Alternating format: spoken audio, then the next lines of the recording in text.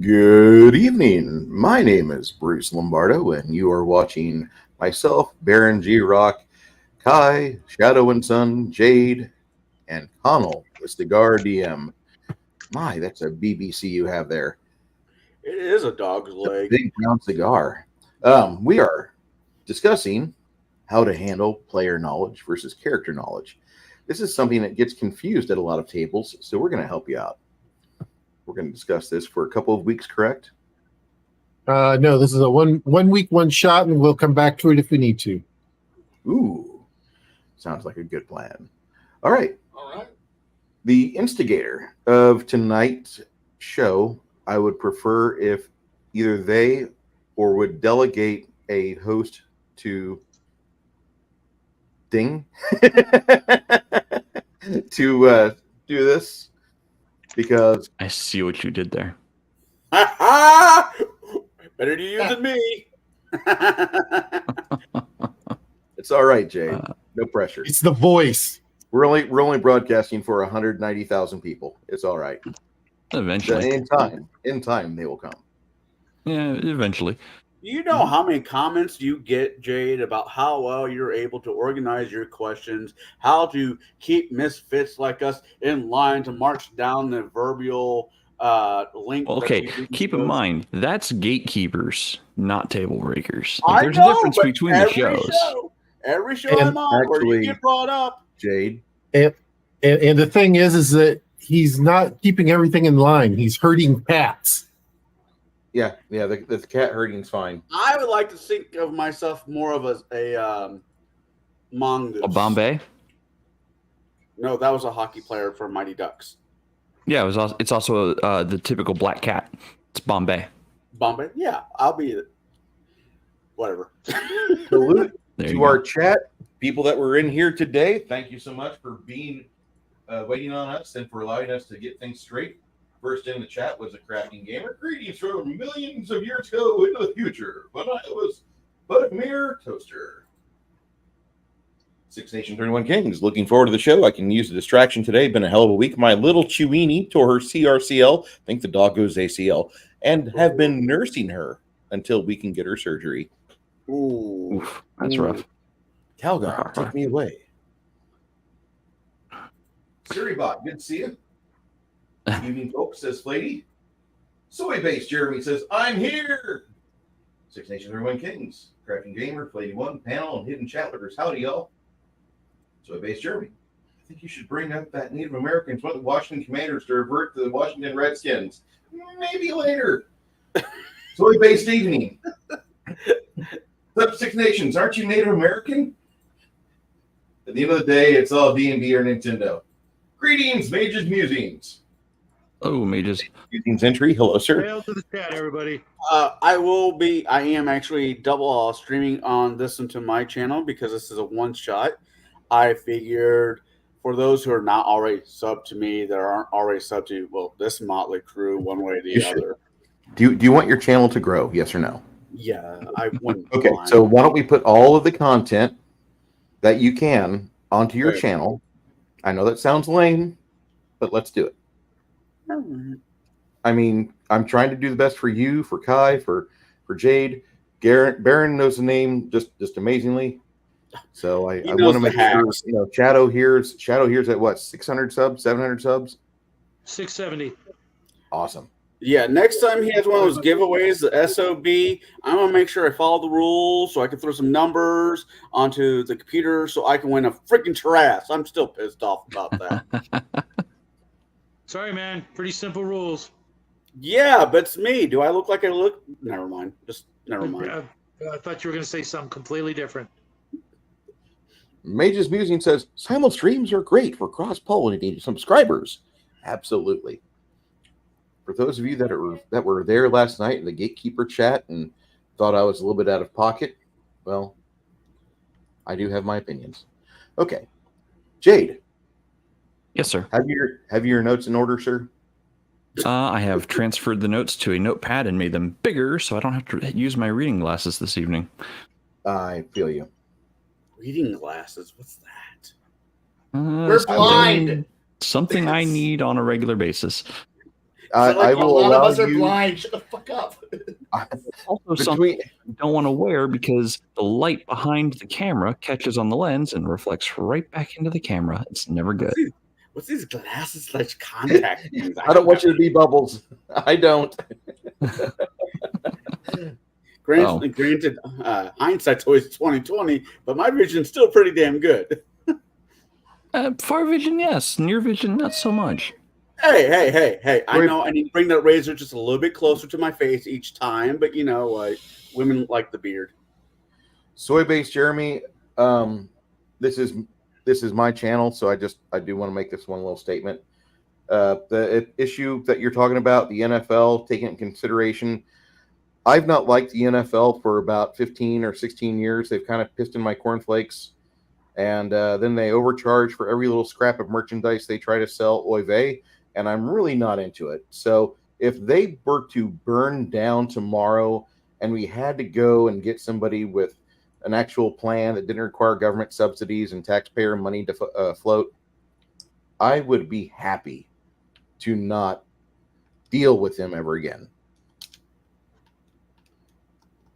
So, if anybody wants to have a rebuttal on that, I don't watch football, so I got nothing. I don't watch local sports ball or any sports ball.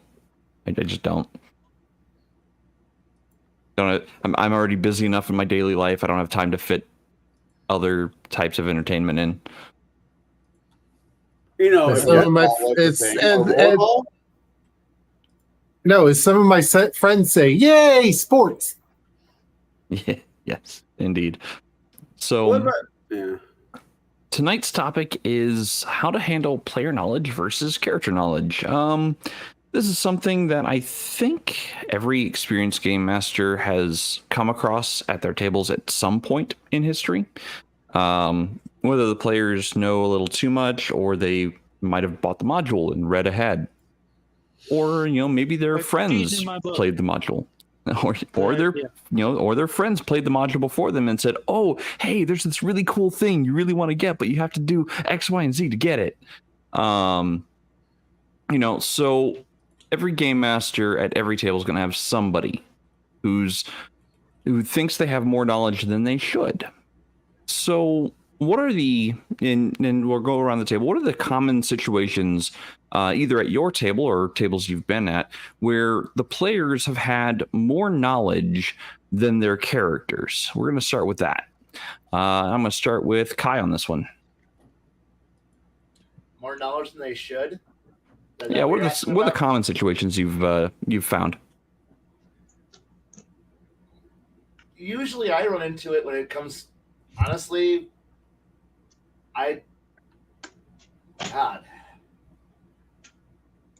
A few times that I actually, no, fuck. I've stumped them.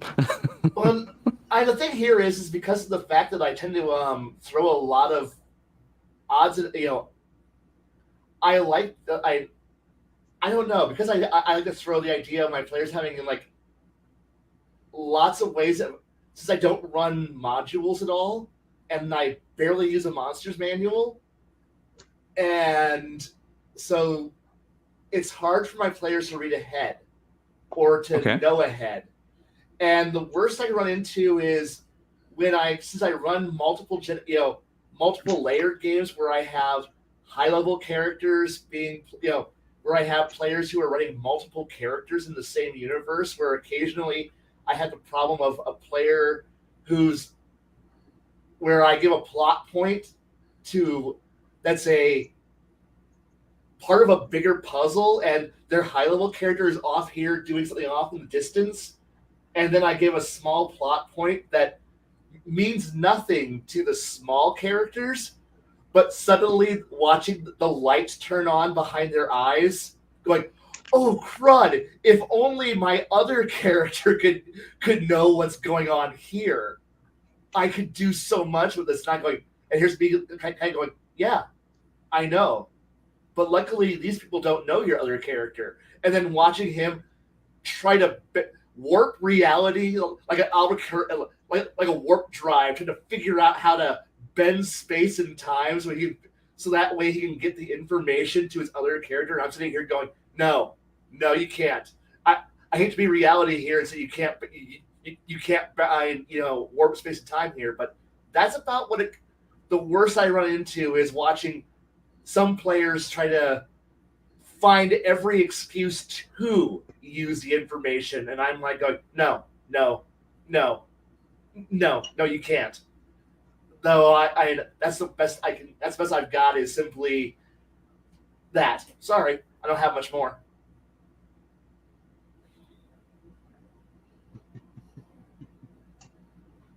Is that what you're aiming for, or do you want some clarification?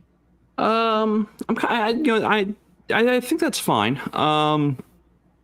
So, I'm gonna have to think on your answer there because you gave me some stuff. I'll figure out how to work it in. That's the downside of being both a sandbox and letting players run around and playing multi-level games is that players tend not to have a lot of forwarded knowledge. And the best I like, if you play a sci-fi game, the worst they can possibly go is, oh, maybe we're here in Shadowrun. Maybe we should go to the arcology. At which point everyone goes, no, we should never go to the arcology. I'm like, but the plot says you want to go to the arcology. We choose never to go to the arcology. Why? We've all read that book. We all know that the arcology is terrible. We never want to, but because you said the word, the big D word, we are never going there. I'm like, but storyline, no. I will find a way to make you fight the AI. And I'm like, yeah, in book 3, we will not be part of books 1 or 2. I'm like, fair enough. That's the only thing I got is Shadow, okay. or occasionally if it's L5R, people jumping ahead and going, oh, we know, no, you don't. None of you know. First off, most of you don't even know the actual storyline. Good for you. So that's all I've got. I'm opening up here. No, that's fine. I'll circle back to you on. I've got ideas for something you can speak to, but I'll circle back to you. Let me get to Bruce. So Bruce, what are some of the common situations you find at your table where your players have more knowledge than their characters should?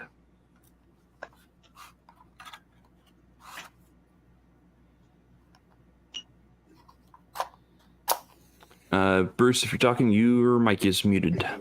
Okay. I need to notice things more often. I failed my spot check. That's all right. So my biggest problem is combat. And I'm going to say that I start putting miniatures on the table, and all of a sudden everybody starts rattling off their turn orders. What are they doing? What are they doing? Ah, you make fire. And you have 9 people in the party or so, and they're all sharing information. So first off, I'm going to say that little ticker says action said, action done. That's no backsies right there, first off.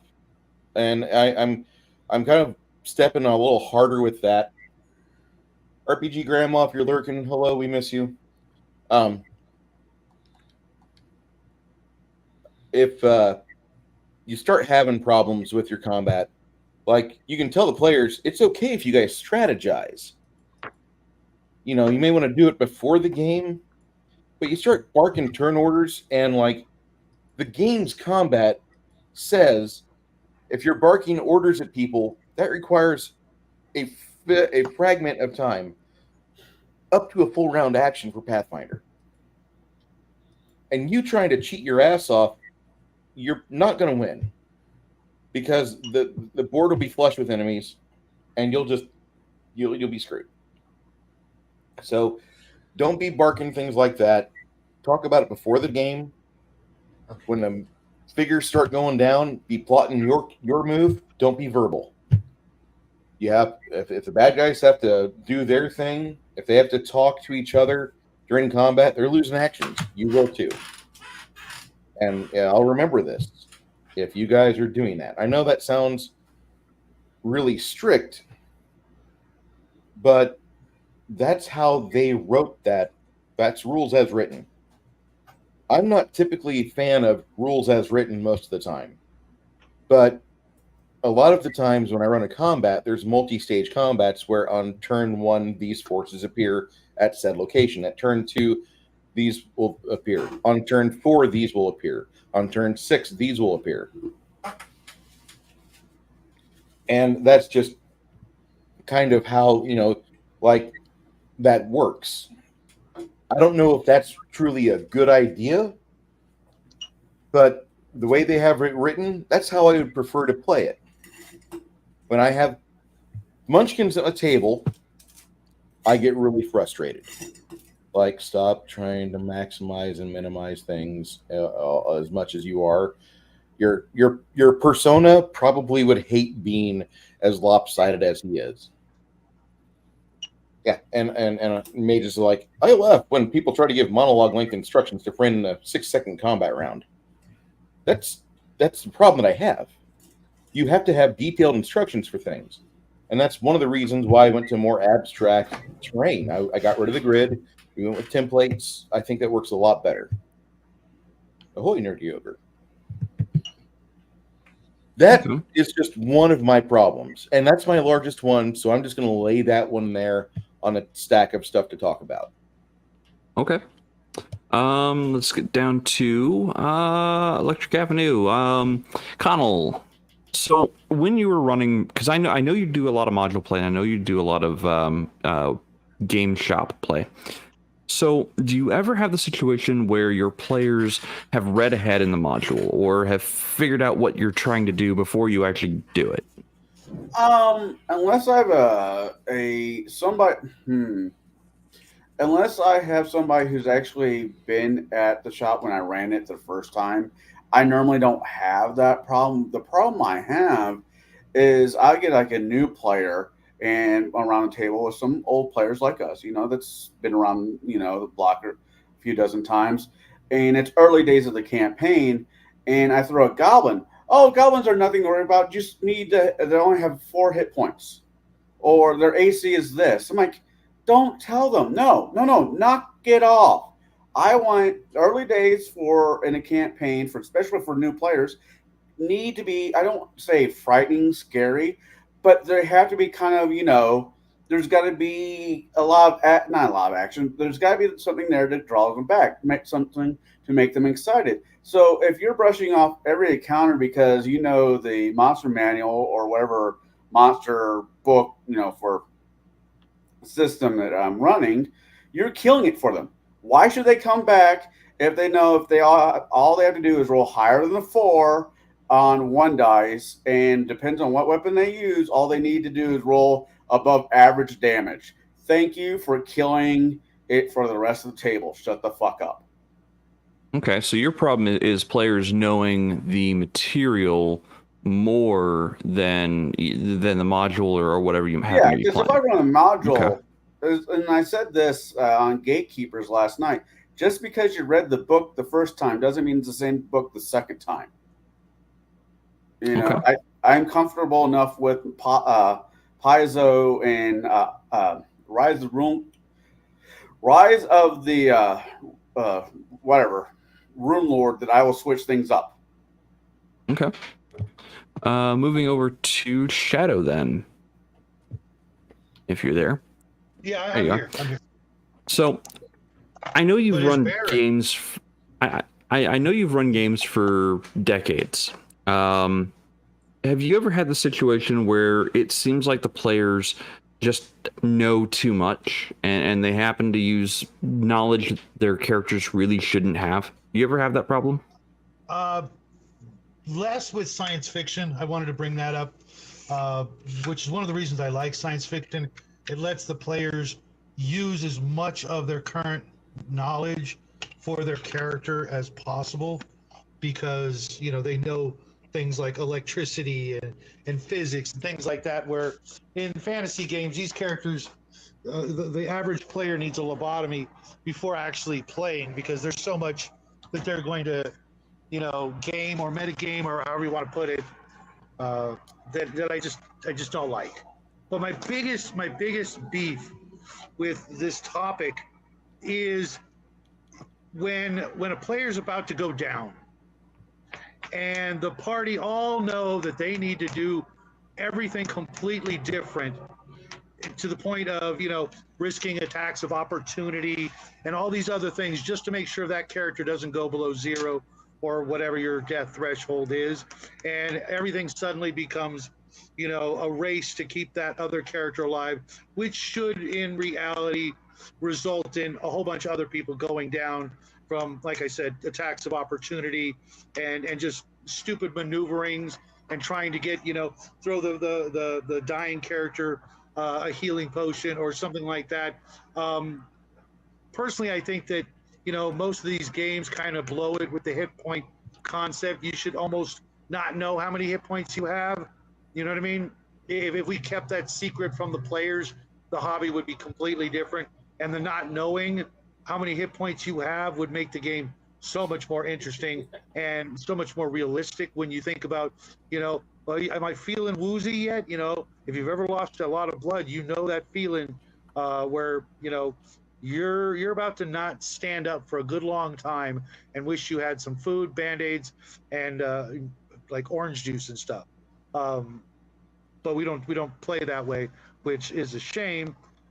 Maybe we should try it. But that's my big thing is players just doing crazy stuff to make sure that one guy doesn't go down. When you're in the thick of battle, you're not thinking about anybody else. Even if he's calling medic, your first thoughts are who is around me and how do I make them not be around me, like, down on the ground, so that I can maybe not be that guy down on the ground.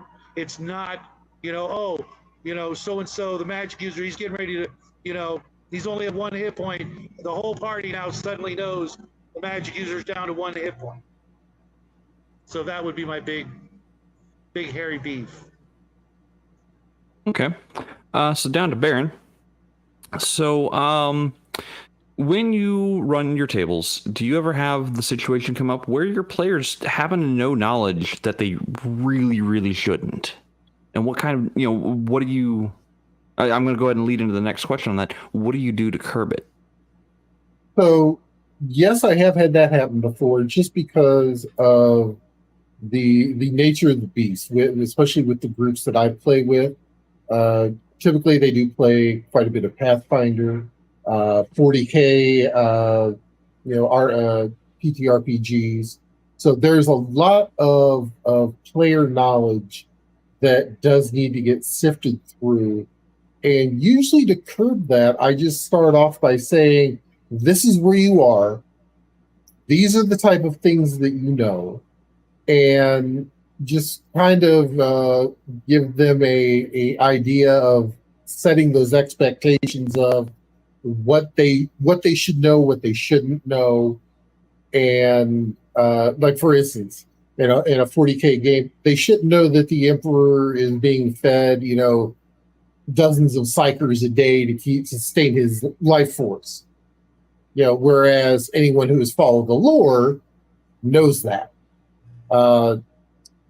The knowledge of Xenos is not common knowledge, as much as they like to throw. When you're actually looking at the game, even the tabletop version, they're constantly playing orcs or POW or whatever. Most of the folks, the biggest concern is heretics as opposed to Xenos. Sorry. You mean I don't know where Jason's Jason the Infinite's museum's at? No. Aww. And neither of you ever heard of it. Oh. So, I mean, and that's the thing, is that it's just setting those two apart and setting the expectation in order to help curb this, in order to help, try to keep the game knowledge as game, game cohesiveness as possible. I mean, everyone and every one of us has sat at a table where we've had player knowledge, and it's real tempting to use it. Actually, that just happened to be this last week. I'm really big into physics and science and how things work. And I was sitting at the table, and something came up. And what was it? I'd asked something about the planet having 3 moons, and then I'd asked a question. Oh, well, you're a dryad. Can you tell me about the oceans of the planet and the movements therein? And I'm like, wait, strike that. My character does not understand those physics, because those physics are post Renaissance. Like, just no. I told the GM, strike that. I would not have been even able to comprehend that question to even ask it. He's like, oh yeah, no, that makes sense. Okay.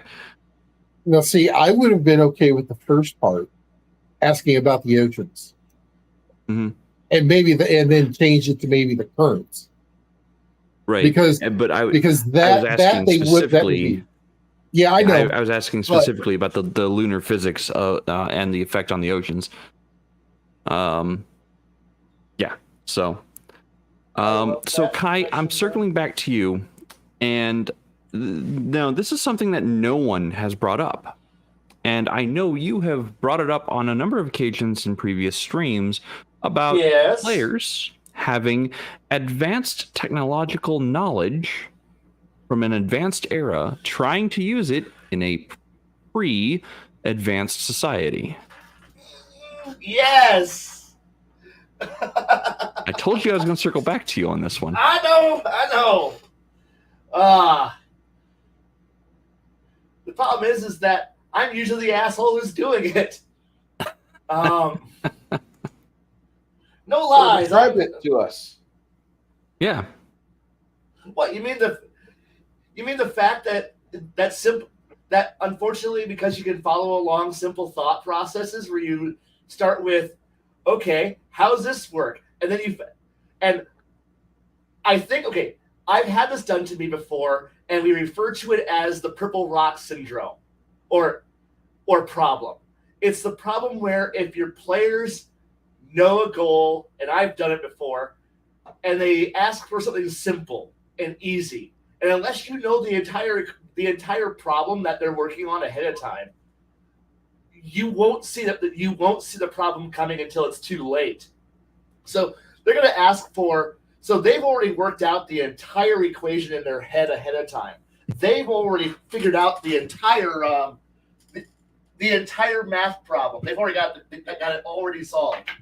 And so they're going to start with you and list off, I want a purple rock. That's the first question they want. Like, can I make purple rocks? Well, of course you can make purple rocks. And then they will slowly but surely work their way around and then ask the entire formula out of order. They'll ask for step C, step F, step B, step G, and they'll work their way through it. And you won't see all the pieces. You'll see each small piece is being assembled. And then suddenly at the end, they put it together. You've already okayed everything, the entire thing, every part of it. You've given your stamp to, and you've said as a GM, I allow that. Sure thing. And then when the last piece arrives, they plug it in, and it's like the Infinity Gauntlet turns on at that point, or it's a 0-point module gets plugged into the program, and suddenly it comes alive, and then it's too late. They already had the end goal, and now you get to see the end goal, and the players pull out. Well, now that I know that I can turn this purple rock into this thing, and you're like, oh shit, and I've watched my players do this, and I've done this because I don't cheat them by telling. Well, I kind of do because I do the exact same thing, where I will work each step of the problem. I already know where I'm aiming for, and I'm going to keep. And each time I find a problem in it, because of the fact that it's like to use your three three moon problem, because I've had a similar problem. Well, of course they wouldn't. That's a post-Renaissance problem. Well, no, you had an entire world that's had the entirety of civilization. The question now comes down to how long civilization, how long people have been monitoring the tides. Some sailors would have been doing this, and now you can figure out, you can backfill the problem, and each time the GM throws a problem at you, you begin to work that problem, that barrier, that blockade, and even when they say no, you attack it, and then you figure out why the answer is no, and then you keep pushing, you keep working, and as a GM, I've had to. I prefer smart players who ask questions because that challenges me as a storyteller. And it becomes this interesting game back and forth. And as a player, I love when I have a smart GM because a dumb GM is going to tell you no. And the ignorant GM is going to tell you no and give you no reason. Well, no, game. And I'm like, fuck you, world. And so it's almost a metagame that's happening in the background. And it requires you to actually research and learn, find a problem, and then keep consistency. Because once you start playing this game with your players, or as a player attacking your GM back and forth, it becomes important to be consistent to no end. Because if at any point that you fail, what was that? What was that? I'm sorry. I have no idea what that was. Only pawn in game of life. Hold on, I'll have to pull it up. Go ahead, keep speaking, Kai. But no, and the thing is that it's a fun game you're playing. So you're trying, they're trying to use their advanced knowledge, their advanced idea of, because at that point, I want to trade. Where do you get the idea from trade? Mine cards, they predate that, and I know gravity. Okay, so you can't do this. Well, I figured out this. Well, you can figure out that, but you need to figure out this, and then they have to figure out a way to. And it's fun watching. It's a game where you're trying to make them actually do the steps to get to there. And in Game of Life, okay. Oh. I'm sorry. I thought of that because Zathras knows only what he's told. My old man was a personal friend of that guy. And the thing here is, like I said, that's what it really comes down to. Is like when my players want to use advanced knowledge, I want to know how they got to that conclusion, and it makes but it's like, well, I know it happens. No, work me up to how you know it, and now it comes skills because player knowledge is to figure out how the player and figure out how the character knows, and then it's just working your way up to a solution that ends up being. Here's the end goal. Here's the end result. And I so much prefer that to no, you can't.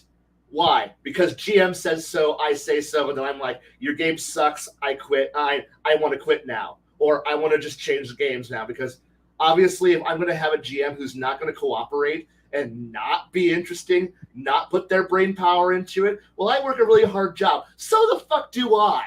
But I'm here I'm here using my brain power. Like, do you want me to sit back? And trust me, if you want me to sit back and turn my brain off and do fucking nothing, I will happily turn my brain off and go, I'm only here for combat. And I will fucking do that. And when I turn off my logic brain, my smart brain, and turn on combat wombat murder brain, it stops being, oh, we're here to have deep, intricate, cool creations and neat plot lines. And it turns into, how many bodies can I stack? And the GM, but efficiency stacking now, motherfucker. And I want to kill count. And the only good encounter is a dead encounter.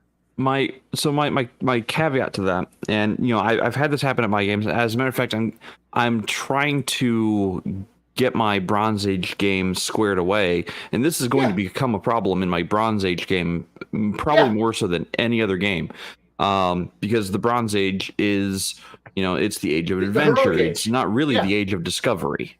No, it's the age of right. It's the age of conquering kings, of roving marauders. So I'm going to be running into that problem of players having knowledge of advanced technologies and going, oh, well, the auto ballista, existed at, in Rome. Yeah. I'm like, yes, but that was a Roman discovery, not a Gaulish discovery. But the thing, and that was Iron Age. And the thing here you're looking at then is, yeah, okay, it's not too hard when you're, say, post antiquity, I don't want to call it the Dark Ages, but the late Middle Ages, to go from late Middle Age to, okay, here's the discoveries. And when you're looking that far back, the amount of having to work ahead is the best you can look at is like the I can't pronounce it, but thanks to Indiana Jones, it's been ruined. The Greek geared calendar device. It's Greek. I can't pronounce it. Like the best you're probably going to see there is you don't really see a lot of technology, a lot of torsion engines. You're not like. Do you mean the Antikytherian device? Yes, that thing. The way too many syllables. Apologize. Device. So it's So then the question then becomes like, how do you as a game master and players, how do you work together to avoid breaking the immersion of the setting and maintain that consistency in the game? Because especially like if I'm getting ready to run a Bronze Age game, like I need my players on the same page as me going, hey, these are the discoveries that have been made. And these discoveries haven't been found yet. Possible suggestion is, what usually set me off and set my players off to start running in those directions is always when I or the other player, like when I as a GM and the storyteller makes use of a device that's doesn't fit the world. So if you start to like. So the moment that somebody shows up with an iron sword, it's star metal, it's iron. Somebody will start. Well, wait. Are we playing in a Native American setting?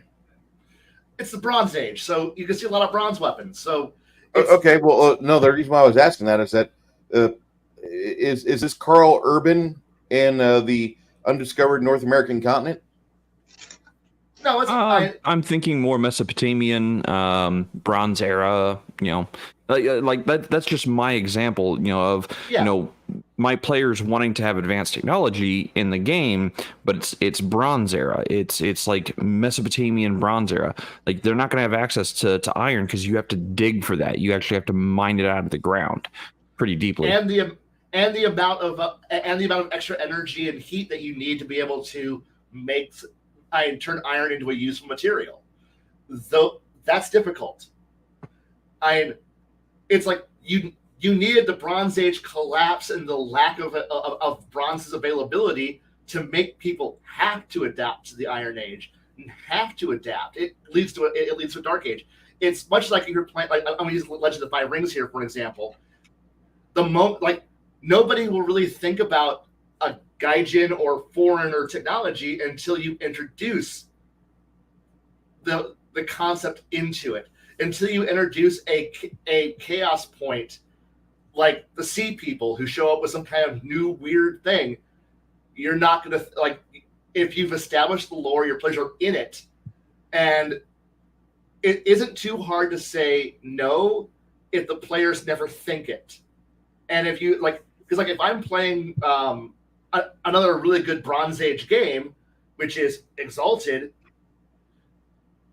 until you start showing up, until first stage tech gets dropped into the game, you're not exposed to it. You don't look for it. You're not contemplating how can I reverse engineer a War Strider until you see the War Strider.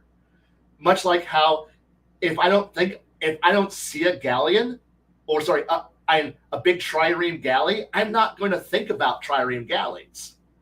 And so until it's introduced, you're most of the time, if your players are good players, they're not going to jump onto it if it's not in the rule book, if it's not being hinted at. So it really is just trusting I hate to say trust your players, but most of us who come to the table, unless you get like me, but I'm a history dork, so I'm going to be like, oh hell yeah, but I'm a dork.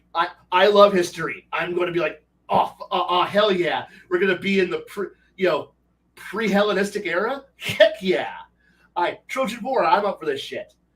I want chariots, but I'm not going to sit there and go, can I have stirrups? I know that's outside my range. And hell, most players I know don't even realize they can ask for stirrups. And I'm okay with that. Okay. So moving along to along the same lines of the question of how do we work together as game masters and players to not break immersion. So Shadow, remind me of the example that you had given. It's been a bit. The hit point meter, yes, reaching empty. Thank you. So how do you work with your players when when that's becoming a thing? Like, how do you prevent that from becoming a thing of the players going, oh guys, I'm at 1 hit point? Usually that'll happen like early on, especially at low level, because the first combat someone's down. I let them know that you're going down, and I usually just let the chips fall where they may. Okay, player X is going to go help player Z. Well, as soon as he takes that dumb move toward there, then I go, okay, opportunity attack, opportunity attack, opportunity attack. Okay, now you got 2 people going down, and that's all it takes. A first level party kill in my circle is a pretty common thing. You know what I mean? If you guys don't fight smart and fight together and like stick together in a big chunk to where you all like go after the same orc or goblin, I mean, it's not how combat was really fought. But if you're going to play the game, you better understand that leaving any of your flanks or your back open, I am going to jump on it. Okay, if you are apart from the group that you're fighting is going to jump on that like cheap on Kmart. So the old don't split the party. That's even more so true in combat. Stick together, because if you can't, like, as the cleric, touch the guy and heal him, then you aren't doing your job. You should be in the second row as opposed to the back row. If you're the heal bot, then you better be ready to do your job. And fighters going to run off and even take a couple of steps too many away from the group. Okay, every orc around you is just going to go. Okay, they're smart enough to know that. Basic wolves and things like that. They're going to go after the one guy, not the group. The group is going to keep them away. It's just simplicity. The idea of that. When you have fighters like sort of spreading out, trying to do these weird things or go after that one guy. No, you need to move together like a well-oiled machine together. One guy steps forward, everybody behind you steps up. You don't like take 6 steps away from the group and just think you're going to go all Conan and just start sweeping them away because you got the hit points. Well, as soon as you do that, everybody's just on you. It's just too easy. And eventually they learn. I'm not going to tell them, oh, well, if you do this or you do that, that's not my place. It's their job to learn And for the most part, I've been playing with people who are not new to real combat or game combat. They kind of got that, back in the 80s or 90s or 2000s or what have you. They kind of learned that. So it's not a huge issue. But if it happens, I'm going to take full advantage of it. Even the dumbest kobold knows, dogpile. It's funny you say the dumbest kobold. That's like the one race in the games I run that players will never show a flank to, because the kobolds are the trap makers. They are the ones that are the most conniving, seek the least amount of face-to-face time, unless they have like 8-to-1 odds. If they've got 8-to-1 odds, oh shit, they've got serious amounts of nuts. Their wavels are huge and swollen, and you're fucked. But other than that, no. Scamper, hide, lay traps, hobble, get the party's movement rate reduced, and then after you've got them, like a third winded, then the kobolds start to show their faces. They'll start, actually pop around corners, exposing themselves, and letting fly with crossbows and other things. The kobold alchemists will have various things, like maybe some sort of like faux phosphorus style arrows or crossbow bolts, just for that extra burning sensation. Oh, reminds you of camp, doesn't it? Oh yeah, I love this. So, well, what about you, Bruce? Like, how do you prevent your players from breaking immersion?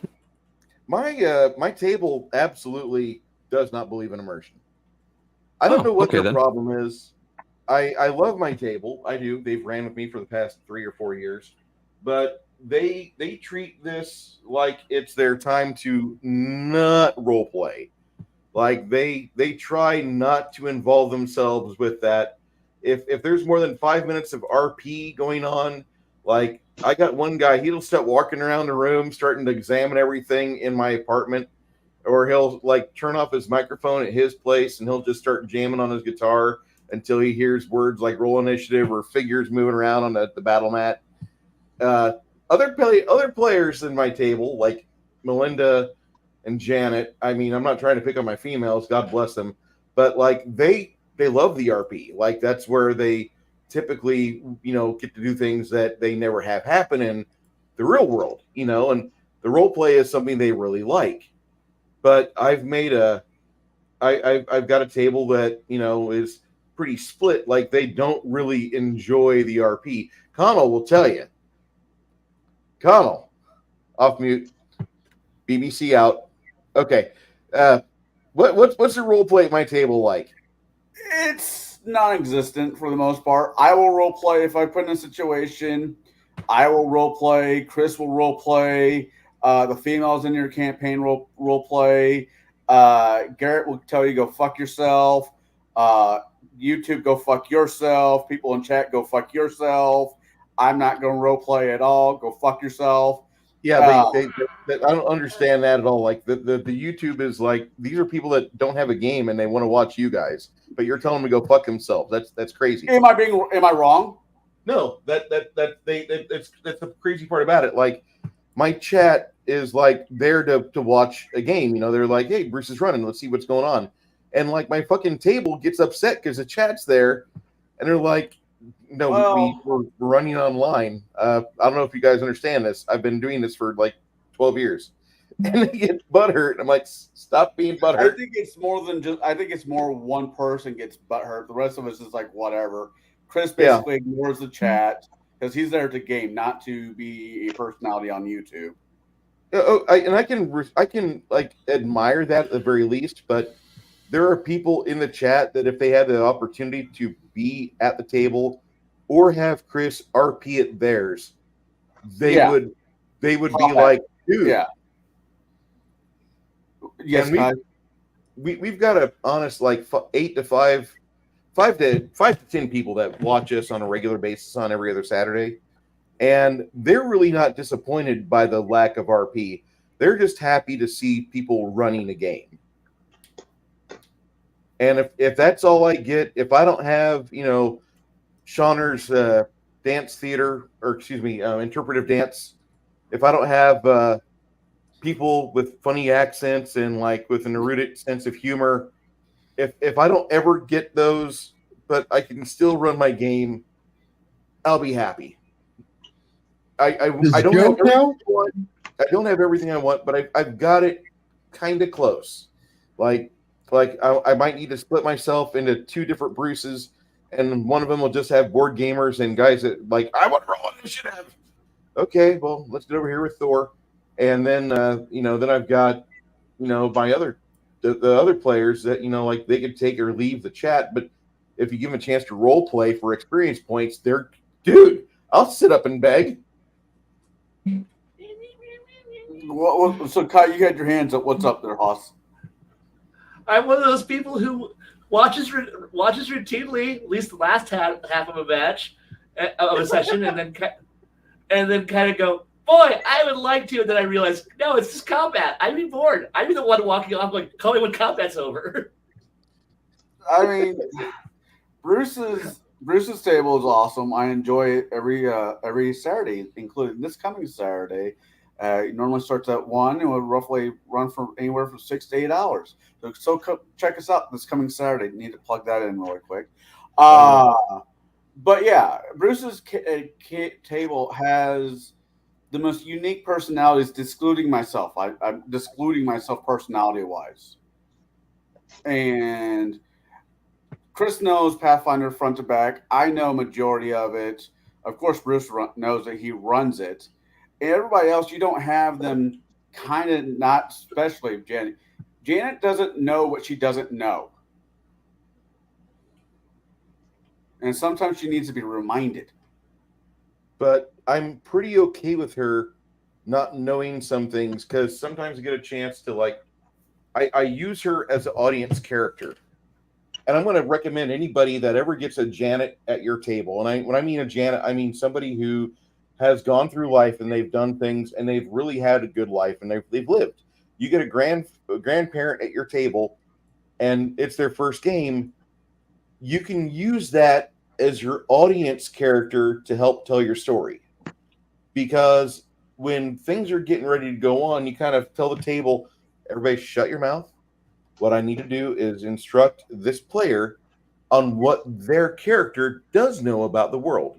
That way, they're not all thumbs or given something that would not be seen as normal. Because if you're all playing 5th level characters and she's on her 2nd session, she doesn't have the amount of years her character does in this type of situation. She's still a newbie.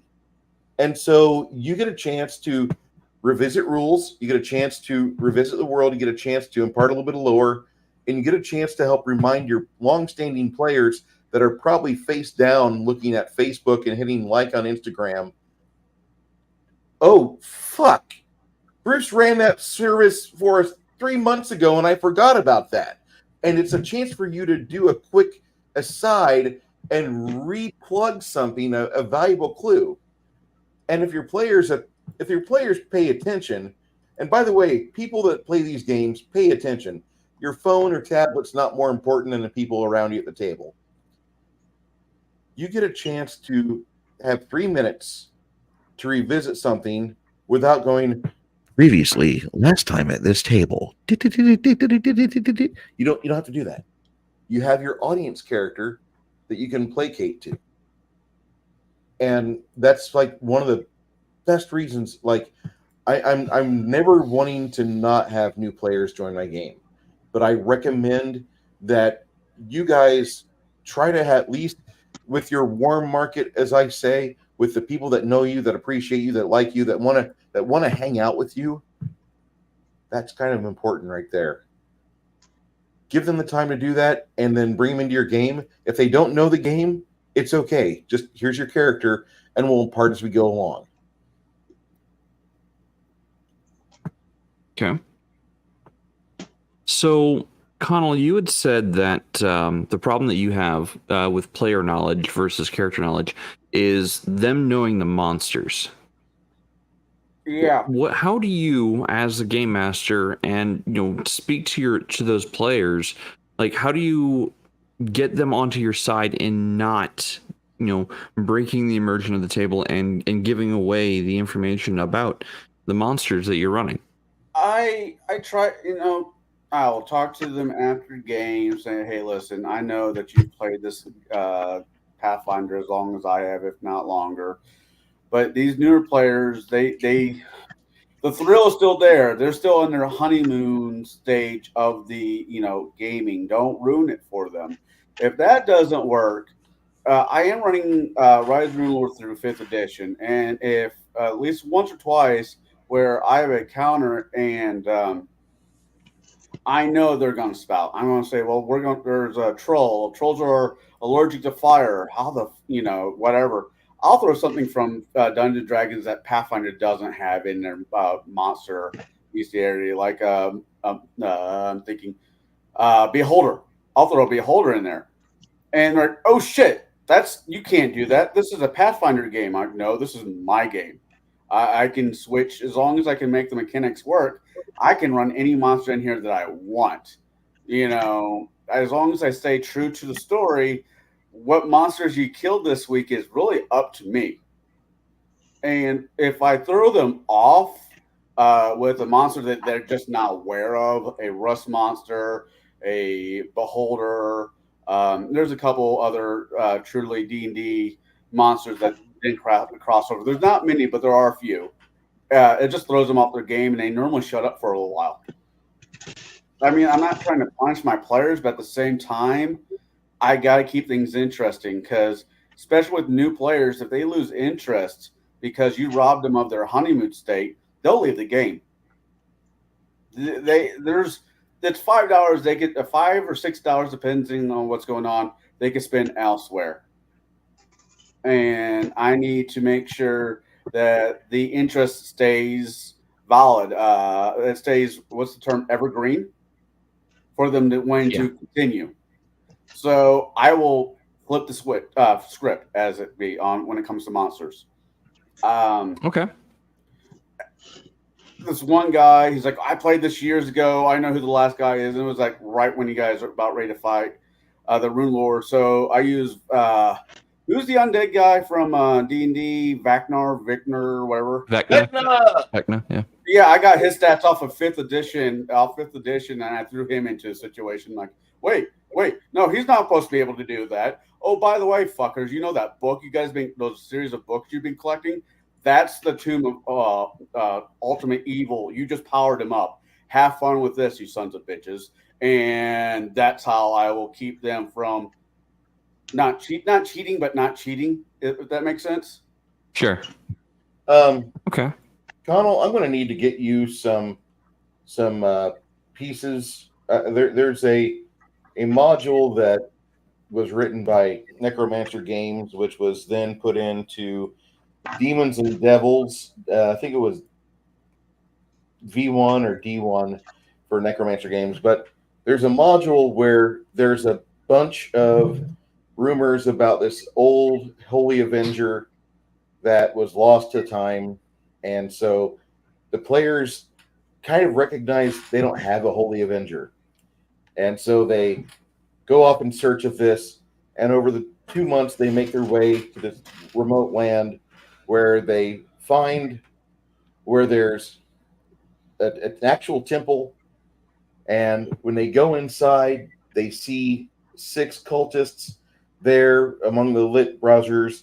And they're enjoying themselves. There's a little bit of like smoke from these hookahs, and when the characters are noticed sneaking into the temple, the cultists wave them in and talk to them about a celebration, but they're talking with an older accent or old tongue. And then the cultists start to do this funny dance, and they're all doing like this interpretive dance. But if you make a knowledge Plains 27 or something like that, you recognize it as a dance of destruction. And the cultists are wearing illusion veils. They're Vrox. There's 6 of them.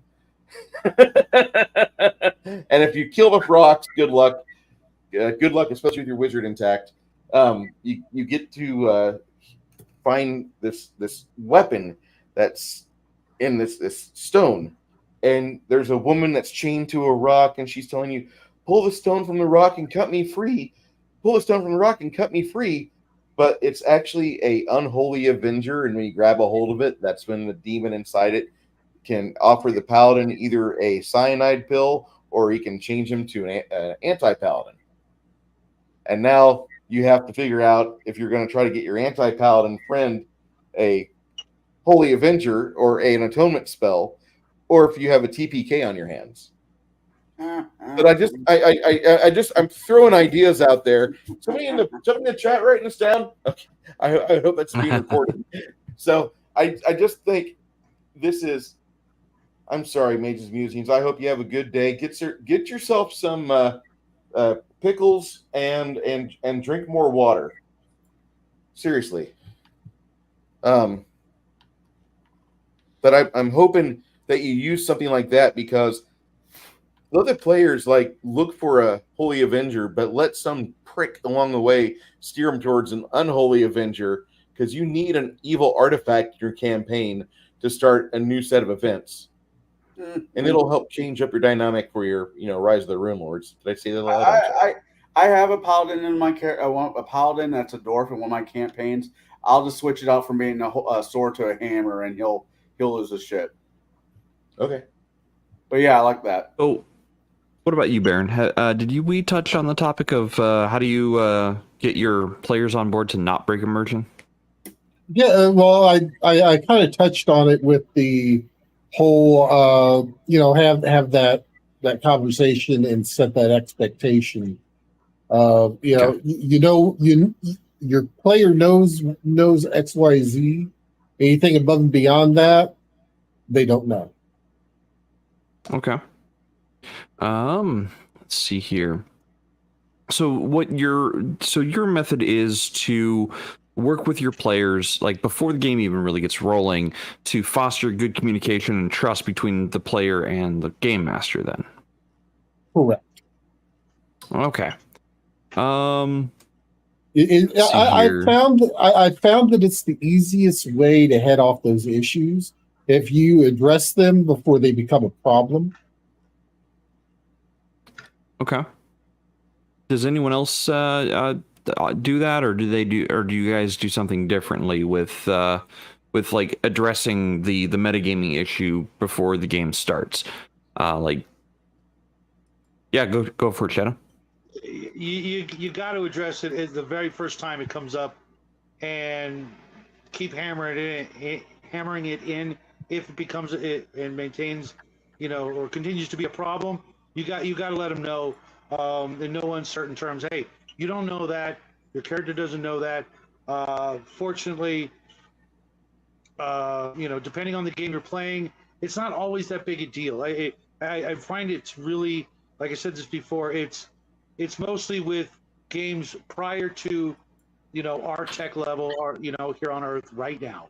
If you're playing anything else, even, a lot of Call of Cthulhu games, most players can walk in and use what they've got and, not really be, metagaming too much or breaking out of character too much, depending on the specific kind of character. Because I don't use a lot of the things I've heard with, mirroring Earth's technological eras.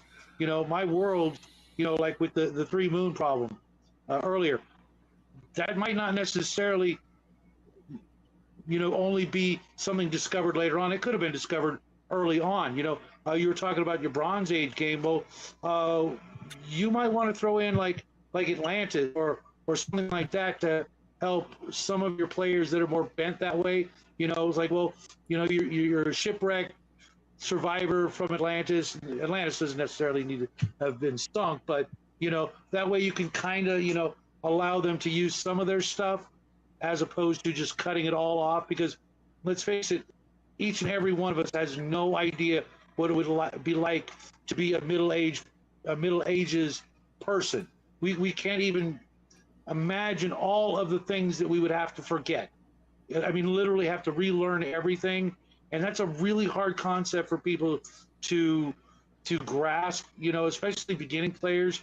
They're going to be thinking, "Oh, I get this great idea." Well, we could be having to say you don't know that all the dang time if we really thought about it. It's like your character wouldn't know to do this. Your character might not know to do that. Even some of the basic tactics of, throwing oil, like oil flasks and Molotov cocktails.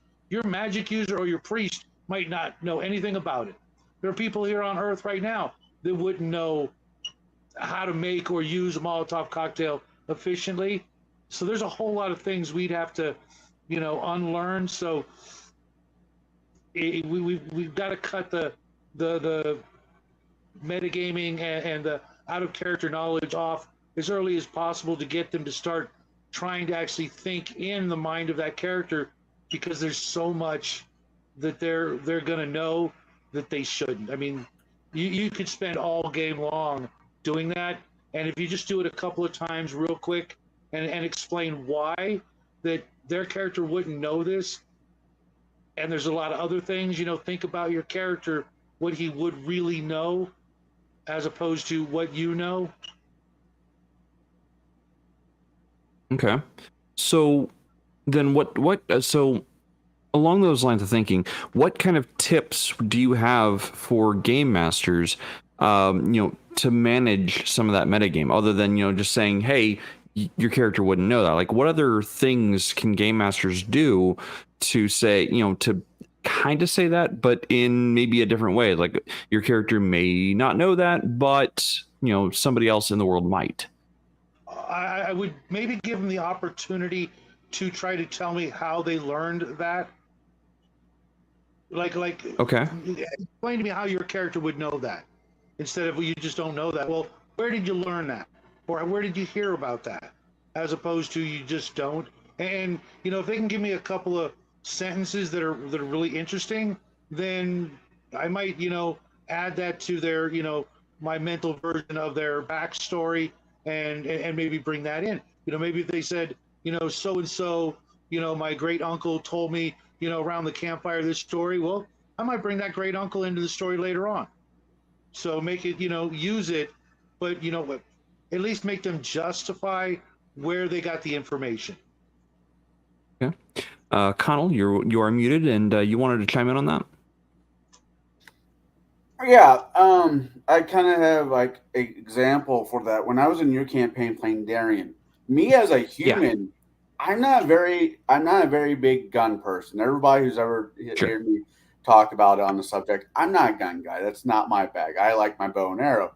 Bow hasn't really changed in the design for the most since its creation. I mean, it's gotten better, but for the it's a stick with a string. But anyways, going back to Darien, I actually had to. Okay, my character is a gun inventor. He invents guns. Okay, what do you know about guns? I know how to pull the trigger. And I know how to clean that. I could probably figure out how to clean a long barrel if I had, or a long rifle if I had to. So I had to push myself, not go on Google and give me designs for new guns, but actually, okay, what kind of guns would they have had? The basic guns that would have been blunderbusses. That would have been long barrels. Things. What can you do with this? What would his world physics let you get away with? Well, we're about ready to fight a vampire. Well, I have a way to shoot projectiles out of a barrel. Let's shove a stake in there and see how that works. Not that I know it would or would not work in real life, but I had to take that leap of faith, as one would say, the mechanics would work.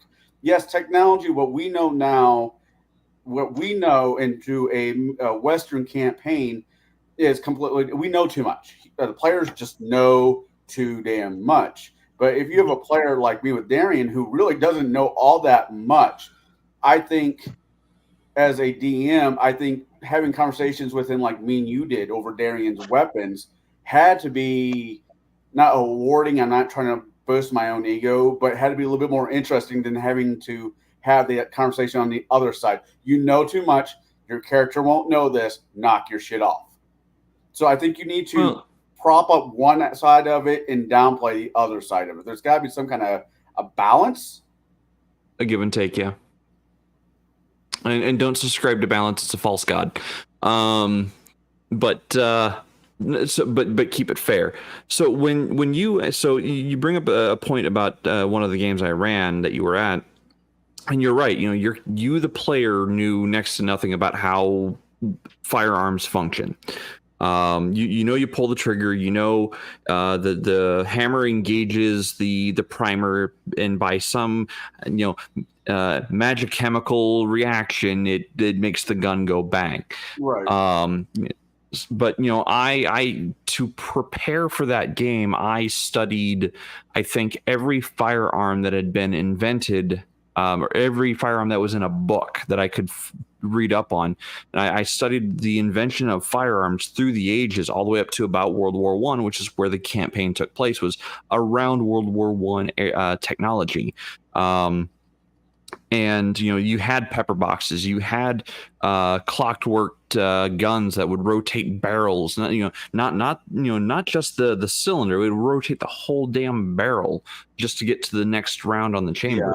Kind of like a Gatling gun of some kind. That's what I was thinking. And you're right. You did come talk to me about it, and you're like, hey, what would this character know? Like, here's what I think I would know. And I'm like, okay, no, here, your character, is of this family line. These are the kind of weapons they develop. This is where, your niche is. This is where your knowledge pool is and exists within. And I gave you all the knowledge you needed for that character, and kind of I set you up for success on that. And that's. I think that is part of the game master's responsibility, is to set your players up for success, but don't don't hold them back necessarily, but also don't push them too far. You give them the tools they need to work with, but then let them work with it and see what they do. So I gave you the knowledge that you needed to play the character and to be immersed in the game. And then you're like, hey, can I make bullets that are hollow? And I'm like, well, technically, yes, hollow points do exist. Where are you going with this? And you're like, well, I want to get like an ampule, like a lead glass ampule, and I want to fill it with holy water. Okay, you know what? Let's work that out and give me rolls over the course of time or whatever, and you will develop the technology so it doesn't break the moment you fire it. And you're playing of the character, and I know several individuals weren't happy with the character you're playing because they didn't feel like you were using your firearms to their fullest potential. But you know what? The way you played the character was fine. I enjoyed it, and you seem to enjoy it, which is really awesome. But your development of technology or the bullets that had different effects to them, I'm like, oh, that's really awesome. I'm gonna go ahead and let that happen. Like, you're like, hey, Addy bullets, they should just be able to punch through things, right? I'm like, anything that's not of their hardness or harder, sure. They'd be able to punch through 1, 2, maybe 3 objects without losing trajectory, but you're going to lose speed. So, and I was willing to work with you on that. So moving over, interesting. Addy bullets with exit wound makes for interesting. Yes, the exit wound enchantment makes for interesting situations. It makes for getting rid of zombies in lines very quickly down a very narrow corridor.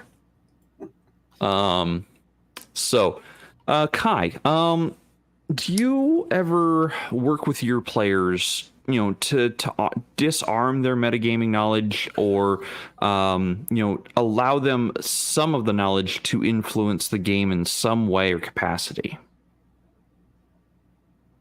Yeah, I do. Okay. Because mostly through the use of, well, because I like to give players the ability to grow their own support structures.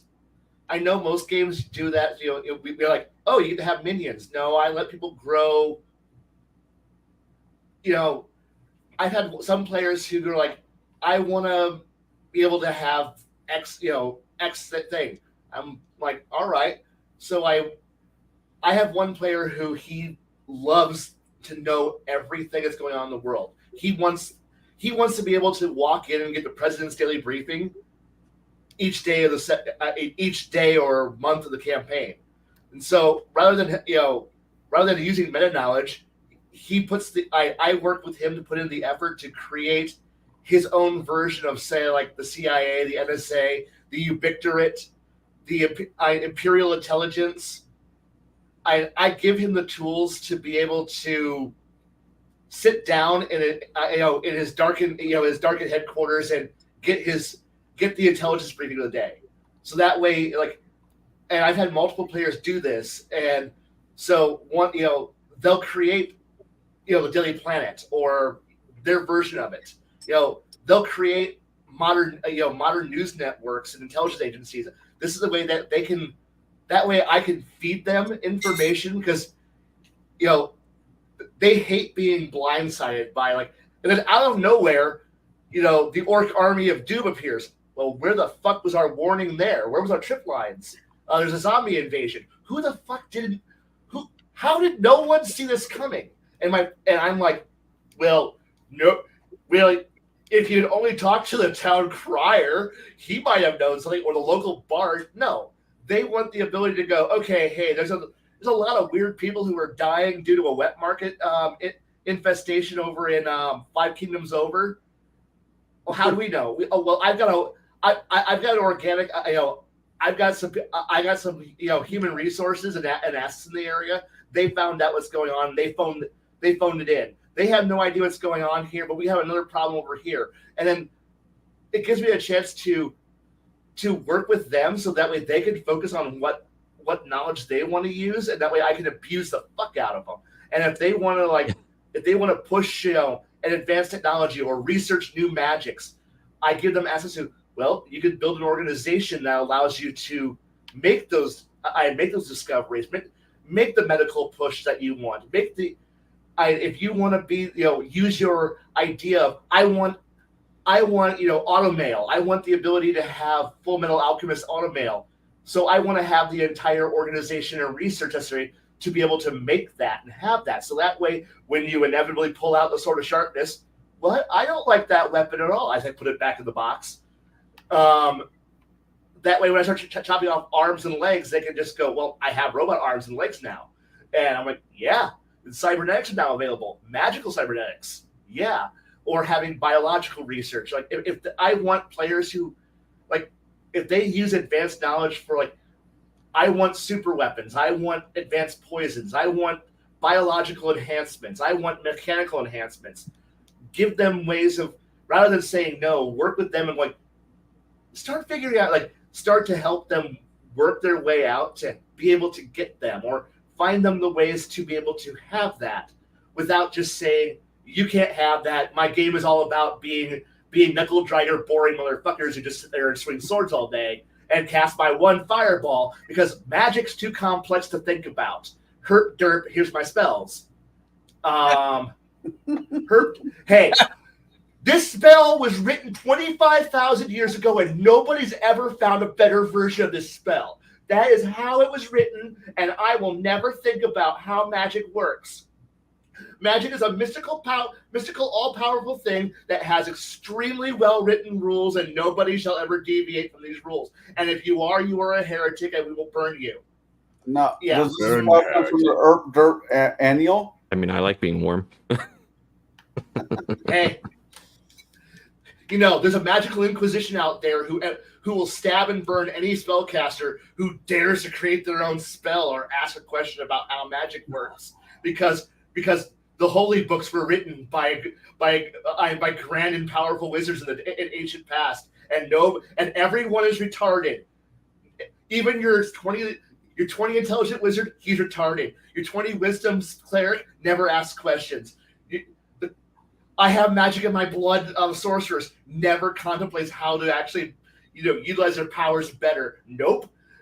I have the same 300 spells that were written in a book, and God help you if you ever deviate from that section. But no, I am giving players ways to actually do interesting things to push the limits, and it's if you can't do it yourself, give you the tools. And if you want to put the work in, if you want to put the effort in, if you want to do something creative and interesting, oh my God, I'm going to fucking give you all the tools you work. I'm going to give you homework and paperwork and bureaucracy to go with it. And usually most players, when they see the pile of work, since I love paperwork, I love bureaucracy, and most people just go, I don't like bureaucracy. I just go, see that guy at the end of the table? Talk to him. He'll help you do all your paperwork. And you watch him kind of put the green visor back on and go, yeah, I'll do it for a share of the profits or access to your research. And people go, the accountant wants to share the profits.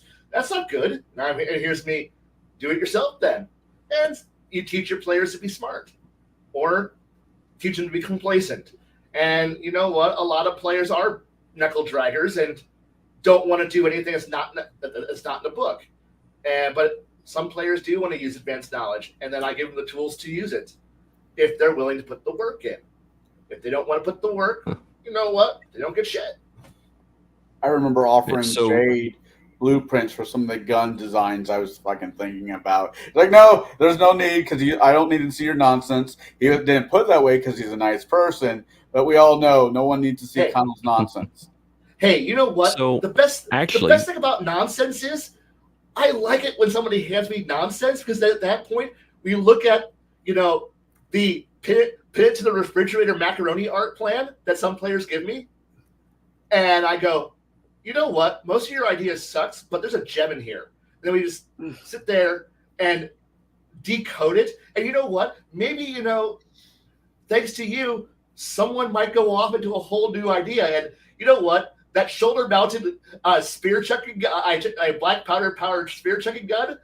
Why the fuck not? And everyone else, I've got a bullet. And suddenly here's Connell in the background, and this hypervelocity javelin comes flying and impales the fucker to a tree. And like, guns can't do that. This ain't a gun, motherfucker. It's mine. So speaking of the weapons, so Mendy had a question, Medi had a question. The question is, did you list the pros and cons of each weapon type? Now, Medi, I'm asking you a question. Who is that directed at? If that's directed at me, I can definitely answer to that. But if you're asking that to the panel, I'll ask it to the panel. So, while he gets back, I like to welcome Hungar to our game, to our show. Yep, welcome Hungar. I would love to be in a game with Hungar. That would be fun. The thing here is that you can have a lot of fun, fun coming up with interesting abilities and rules and concepts and special traits. There's so many fun ways of doing it and making it so that it's more interesting than just simply all rifles are 1d10. Fuck you. So Medi says, yes, me specifically. Okay, so when I was going through doing my research for the guns on my like World War I era game, it was set in my own world, so it wasn't Earth. But I used a lot of the concepts that we discovered along through the ages. To make those weapons, and some of them had distinct flaws. Like, they had a certain rate of fire that they could never get over, in a single 6 second round. They just could not fire bullets that fast. There were weapons that completely unrealistic to our world, like the was it door knocker. It was a 51 caliber hand cannon that held 1 round and was meant for breaching steel tank doors, or shooting really pissed off dragons. Or shooting really pissed off dragons. But I did learn what the strengths and weaknesses of each weapon were, and I tried to put them onto paper, in a method that would allow my players to make educated, decisions on what kind of weapons they wanted to carry, if they wanted to carry firearms of any kind. And some of them were the misfire rates. Like I would look through the data and I'd be like, okay, so this has a misfire rate of like 1% over the course of 10,000 rounds. Okay, so I know what that misfire rate is going to translate to in a D20 roll. I was able to work it backwards enough and get it into a game. Was it perfect? No, not by any means. Was not perfect. Did my players have fun with it? Yes. I'm being biased, and I'm going to say yes. But that's one of my players right there. So Connell, did you have fun with it? Yeah, there was I had a few minor issues with some of the decisions that were being made, but at the end of the day, I had a great time. I had a great time, and given the chance, I've been told I need to, or there's a certain gun that needs to be recovered and reholified. That bugs the ever living shit out of me that I haven't got a chance to go taken care of. So yeah, no, I had a great time. Yes, that was a much later game. Medi, if that answers your steampunk but more reality based, yes, it was actually based on Iron Kingdoms. That's where I got a lot of my core material from. So let's see here. I'm just looking through chat, Some looking for parts questions and whatnot. of the Iron Kingdoms are really good. Like some parts of that campaign setting are really good. There's some parts of the written lore they've got that I'm just wondering, wait, what the fuck are you smoking? Right. That's my, I mean, you have to, if you get into Iron Kingdoms, just keep in mind, you'll need your college rule notebook to start notating what has to change. Oh, yeah. To answer you, Flady, on the 50 cal handgun. So I actually lifted that from an anime called Pumpkin Scissors. It's a post-war anime, and I just really enjoyed the concept of the gun that was in there. So anyway, enough on that. But no, thanks for the question. I hope I gave you a decent enough answer. So getting back to topic question, Bruce, you have not had a chance to answer this because you were away. No, you're fine. So what are some tips for managing metagame knowledge or using out of character knowledge even to influence game decisions at your table? What kind of tips do you have for game masters when those moments or opportunities arise? Well, I recommend that while using the basic Player's Handbook, Dungeon Master's Guide, and the requisite bestiary or monstrous manual for whatever version of the game you are playing is always a good and healthy standby for relatively new tables.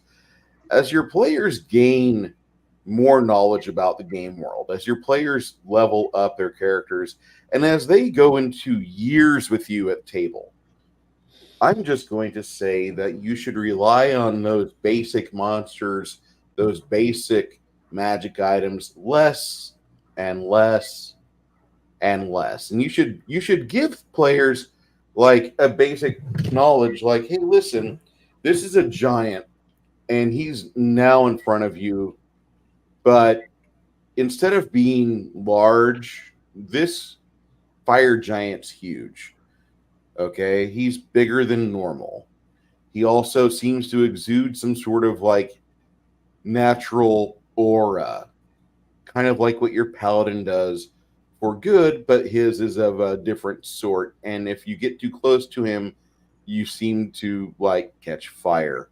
And you just don't want to use basic monsters at your game because your players have seen the goblin. They know that the goblin is a D8 hit points, probably 4. They know that he probably uses a horse choppa if he's a two-handed goblin fighter. They probably recognize that he probably has these archetypes attached to him. But I would not suggest that you use basic monsters at all. I would suggest that if you do, you alter them or you give some narrative clues that this is not a normal character like what you fought before. This skeletal undead stands 30 foot high, and he has probably about as much reach as most huge giants. Good luck. Things like that. And I would not use those things because you don't want the game is about awe and wonder. So don't want to use the standard tripe after level 5 or after your second year together. I would not suggest it. I would suggest that you alter your game a bit. And I would suggest as a GM, you endeavor in growing. You ask friends for recommendations, or you listen to other GMs. If you're running a game that is no longer supported, go to your local half-price books and see if there's a whole glut of them on the shelf, and you can pick them up for cheap, especially the ones you don't have. Do get yourself an extra copy of the core rulebook in hardcover if you prefer that one, because the binding is shit and yours will eventually die. Okay. I would also I have several copies of my core books. Yeah, and I would recommend that if you plan on running a game, get really comfortable with it and don't just rely on books to give you new ideas. This is the game hobby that Gary Gygax and Dave Arneson bequeathed on us, and this entire hobby depends on GMs like you in order for the game to evolve. And so any contribution you can make to your table might not just be something for your table. It might be talked about later on. It might be spread. It might be shared. Somebody might see a live stream of you in action, and now what you're doing is just normal for their table. So don't think that you don't have an influence. There's a lot of influence that each one of your voices has. And that sounds weird, but 3-4 years ago, people were thinking that 5th edition would never end. 5th edition is going to be the way of the future. This is like, it's an IP edition. This is never going to get updated. We ought to stay with this game forever. And then 2022 came along and WotC dropped the bomb. Hey guys, we're not doing a new edition, but we're going to issue some new books because you need to buy all of those because reasons. And we're getting away from books, so just buy the PDF for the same price.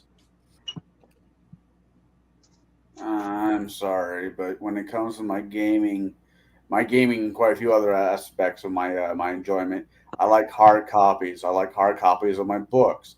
I like hard copies of the movies I enjoy because you never know for a random situation where you're going to be somewhere where you don't have the internet, or the internet is just no longer a thing in your life at the current moment. But if you have hard copies of the books or things that you enjoy, you still have them. Yes, Kai? And I'm not trying to lecture. I'm sorry, Kai.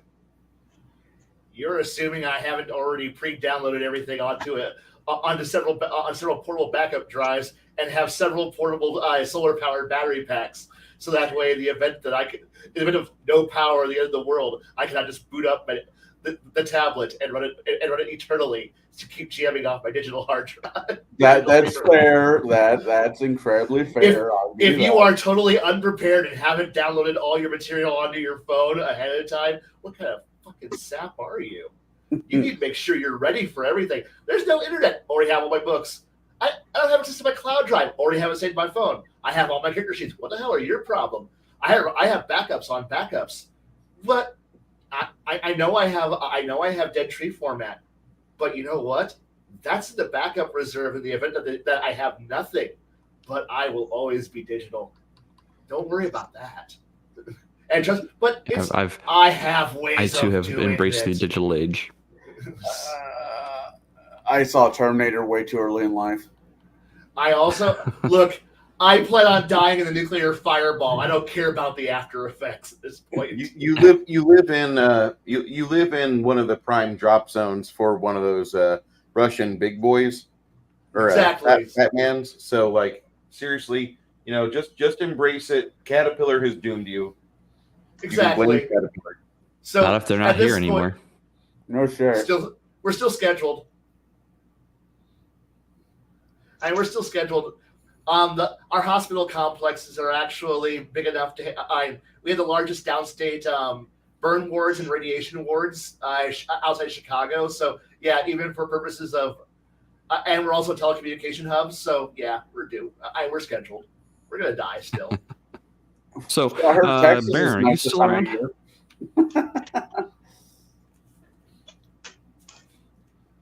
Baron, you still there? I take it he's gotten up and done other things for the moment. All right. I find both things. And you might be busy with something. Doggos and such. So let's see here. Did I answer your question the way you wanted it, Jade? Do you need me to extrapolate? However you answer the question is however you answer the question. Like, okay. You've put the onus onto me to ask the questions. I'm just, I'm kind of pulling stuff out of the top of my head, as well as I've got some prompts that I can use. Yeah, I really the responses that I personally would look for is personal experience and examples of things that have come up at your own tables and how you handled it, because to me that is the most valuable information that we can get out there. Is give me an example of what you experienced and tell me what happened, what the result, or what happened, how you handled it, and what the result was. Because that, I think, is the best information to get out to game masters or even players to be able to enhance either their own tables or the tables they eventually travel to. I don't want to drag down the chat, but I do want to be realistic and say, like, as much as I want to have role play at my table, I'm happy with the table that I've got, because, like, I've ran for 2 people before for an extended period of time, and I know what it's like to not have the amount of players that I want. And I would rather have players that don't do everything I'd like, but they do check off the boxes for the things I need to get done. Like, I have my minimums. Like, I expect you to learn how to run your character. And even my newest player, she's doing really well. They're all 13th level or 12th level, and if you are playing the game for longer than 6 months or a year, you get used to that. The nomenclature does get to you, but I don't want to make it seem like we don't RP ever. We do manage to have our RP moments, and I do get even a little bit of RP out of my guy that does not like to RP. It's just that typically that comes at a cost. And that cost is NPC lives, because that's about the only way he will RP is if it's the countdown to initiative. I don't want it to seem like I just placate murder hobos. I want you to recognize that when you buy any module, 85% to 90% of all the published modules out there are winnable only by murder hoboism. That's how they are basically written. There are other ways to solve the problems. It's up to you and the DMs that are out there. It's up for you, I should say, because I'm speaking to DMs. Players, I can speak to you, but I really want to angle this chat to DMs. If your players have a solution to where they can use their non-combat abilities for a peaceful resolution, or at least a bloodless, an immediately bloodless resolution to a table situation. If they can do that, that still should be considered a win. And if you're playing a game that only rewards you with combat defeated monsters, I'm going to implore you to bend the rules and allow your characters at the table to get the XP for it. I do want that.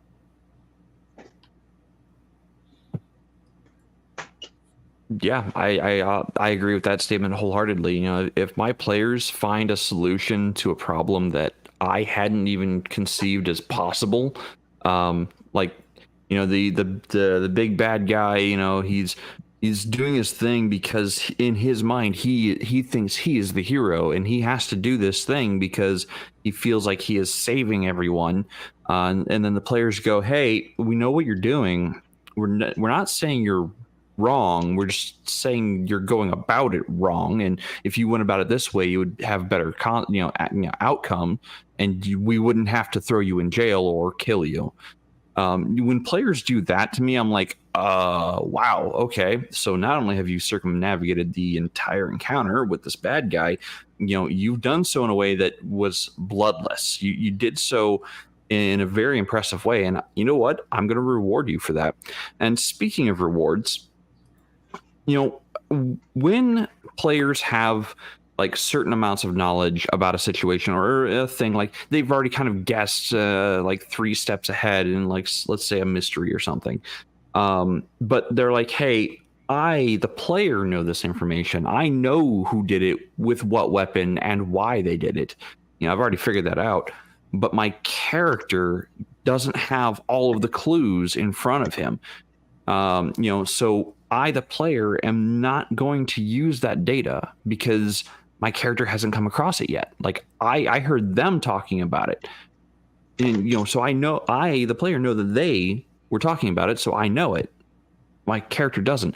Do you reward players for not using their player knowledge in those situations? Like, do you actually reward them and say, hey, good job, you didn't do the the obvious cheaty thing? So I'm going to start with Kai on this one. Do you ever reward your players for not using player knowledge and using only their character knowledge? Yes. My God, yes. Because that shows restraint. And if you're putting yourself into that effort, yes. Because you're actually staying in character. And by God, I the GM can tell if you're actually, doing it right or doing it wrong. And by logic, by actions, and by watching the whole session, if my players can actually, do it right, not resist the temptation of the dark side to use their knowledge for evil, yeah, I'm going to give them rewards. I'm going to give them nice things. They're going to get a better reward. And the players who use all their use everything above board knowledge, yeah, you're going to get you're going to get second place. You're going to get, you won. Congratulations. And here's a miserable reward. And yeah, I will not lie and say, oh no, I'm fair and everybody gets to have a nice thing. Oh fuck no, I show favoritism to the people who know what's going on and choose not to do anything and choose not to use that knowledge because, wow, you were in character. Congratulations. You get to have here's bonuses. Here's all the bonuses. Hey everybody, look at how much I'm rewarding this guy for actually playing the game right. But we won too. Yeah, here you go. Here's a $5 gift certificate to the local grocery store. Go buy some bubble gum. But I'm sorry. Do you want more? Yes. Ask the guy who played nice. Maybe he'll share with you. And the good player. Oh fuck no! I ain't giving them shit. And I'm like, good. Now next adventure. Y'all ready? Yeah. Remember who got the trip to Disney World and who got a coupon to McDonald's? Oh yeah, that's how it works. It's like you don't put the. If the Shamrock Shake is out at McDonald's, I'll take that Mickey D's $5 coupon. I'll just get a large milkshake and go home. I'm fine with that. You know what? Congratulations. And some players are happy with that. They're like, okay, cool. I got that. And they'll like, oh, reward's a reward. I got something out of it. Meanwhile, the other person's like, man, I got this wonderful sweet Harrier from Pepsi. What'd you get? I got a rock. But I'm happy with my rock. That's right. Be happy with your rock. As I look over at other players who are like, stupid rock. I wish I could have something cool. No, you don't get shit because you use your power. Because you use all your powers of knowledge, and you cheated me in game to give it, before resolution to get all these really cool things before the solution. You should be happy with what you cheated for. Oh, yeah. So it's kind of risk and reward. Do you pay the penalty beforehand? Do you take the losses in character for the better reward at the end, or do you go for instant gratification now? And people who use knowledge ahead of time, that's instant gratification. They're looking for that cheap instant win. I want the power now, rather than 6 sessions from now when they get the good reward. And yeah, it doesn't matter. I've seen players on numerous occasions I want now, and then get gypped at the end, and yeah, that's just how it works. So, what about you, Shadow? What kind of rewards do you offer your players for good in-character roleplay, and for them not using player knowledge in place of character knowledge? Usually, if I'm playing like a fantasy game, most all sci-fi games, they don't really do the experience points thing. There's a few exceptions. Sure. I'm just gonna give them the bonus role-playing XP that I arbitrarily come up with at the end of the game, and I might or might not make note of it, but like to the group. But I usually just calculate in my head, and to be honest, a lot of times when I even give out XP, it's like a post-it note at the end, and I don't tell everybody what everybody gets. Sometimes I do, especially if I want to, make an example of someone who's lagging behind, because that's what it's for, in my opinion, to foster the competition. I'll be like, okay, you didn't get as much because you didn't really do a lot of role playing, and I try not to make a big deal out of it, but it starts to become more and more noticeable as player X, who's doing the great role playing, is a level or two ahead of everybody else. They'll figure it out. I'm not going to hold their hand, especially with old timers. A lot of guys, like in Bruce's game, they don't care. They don't care about the role playing. They just want the kills. They just want the combat and the excitement. That's cool. They come up with good ideas. The same thing that'll come into play at the end. There are times when I will go, boom, you get, take 500 XP, instantaneously. But as I get older, I prefer to do all the bookkeeping at the end of the game, and I might let people, recount what they think they did that would warrant an XP bonus. Did you do anything spectacular tonight? And I'll let them try to remember, because if they thought something was spectacular, maybe in their headcanon it was better than what I thought. Especially if it was a good die roll or a really clever plan or something like that. I'll let them try to negotiate a little bit better XP, but for the most part, it's a pretty quick process, and I try not to make too big a deal about it, because there are people who just they really don't want to role play as much. They figure if they talk in first person and they do the things and they say what they do, as opposed to breaking out of character, etc. That for them, that maybe that's how they role play, because for them and a lot of players, it's all up in their own head. They're not going to do the voice acting. They're not going to get up and start waving their hands and doing that sort of thing.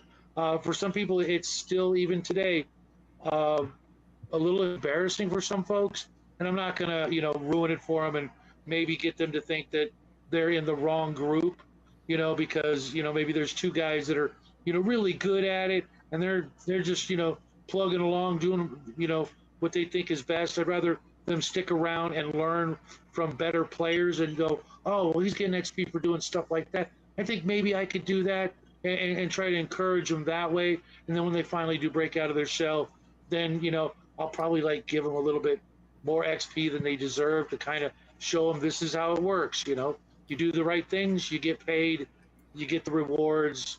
If you just sit there and you're a bump on a log at my table, then you're going to get the bare minimums, and eventually they'll learn. Okay. Bruce, do you reward your players for not using their player knowledge, and how do you do so?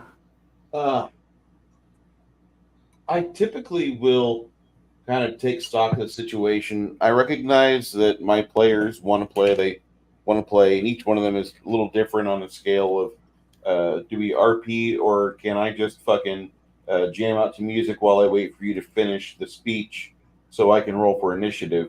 and there's a huge scale there. For when the players are in middle, they know that like if they do good things, like the one time Janet helped raise dead on a stillborn baby because she's a cleric of Freya, and Freya in this campaign world is the super deity for midwifing, and the lady that was housing the child was getting ready to birth the child, got hit by falling timber and a building collapse, and so she did that. And Janet, I don't know, I'm not going to try to sell you guys on coming in on Monday nights and hanging out with the Bruce and Janet stream, but Janet likes to role play quite a bit. She would show up in costume at a table. She showed up on costume in streams numerous times. She would try to get into voices if she would be encouraged to do so by the other players. Just a DM, probably not going to be successful on that, but we'll try.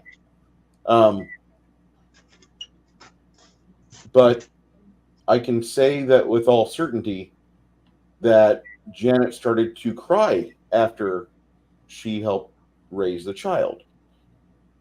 And like she was actually thinking about this, and she was going through the act in her head of watching a baby take its breaths, and it just wrecked her. So I do give XP for bonus XP for good role play. I give bonus XP for being an MVP at the table. And for that, like, I really don't want you to be just like Grog and trying to hit over 70 points damage in single hits. That's really boring. I don't give a shit about that. You're playing Pathfinder, which is like masturbation practice for most accountants I know. I'm I mean, I you're don't not wrong. I if my players, however, discover there's a sub game at the table to where if we role play, Bruce gives us more experience points. If they get it, then they start to make efforts to role play. I'll give them more experience points. I have no problem running a game that has players that they've got more powers because they learned how to actually function within the parameters that I want. Instead of just checking off the minimum number of boxes for Bruce to be happy he has a game, now they check off 80% or more of the boxes.